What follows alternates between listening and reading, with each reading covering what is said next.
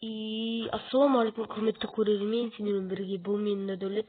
Және бүгінгі видеода мен дейтін қалай сендерге модсыз машина жасау керектігін айтатын боламын. Сендер видеоға лайк басып коммент жазып кетіңдер, ал мен видеомды бастайтын боламын. Так, кеттік, сразу отбелиться қойып алайық өзімізге. Так, кеттік, сразу отбелиться қойып алайық. Мына жаққа дейтін.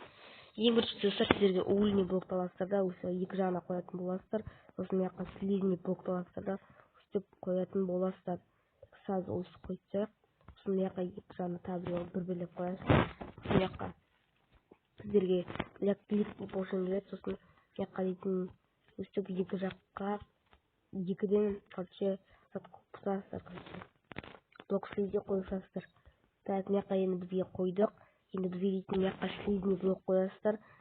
Так, слизный блокты қойғаннан кейін бізге дейтін осындай не керек, навигатор керек, навигатор өсіп төмен қаратып қоясыздар. Әйтпесе достар, бұл жасамай қалуы мүмкін.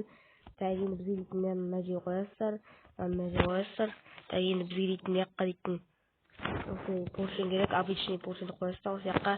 И енді достар, сіздерге керек зат ол дейтін мына жаққа рез қоясыздар да, магнитті қоятын боласыздар. Чтобы мына жақта отыру үшін сіздерге так өстіп қоясыздар да, мынаған отырасыздар.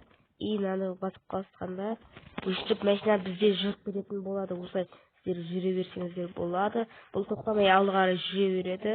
Тормозды істеген жоқ. Бұны тек істеу үшін, тоқтату үшін достар бүйтіңіздер, короче. Алып тастайсыздар, сындырып тастайсыздар. Красный комменті болды, тоқтап тұрады. Болды достар, міне осындай зат болды. Видео болды. Сендерге видеоны лайк басып коммент жазып кетіңдер.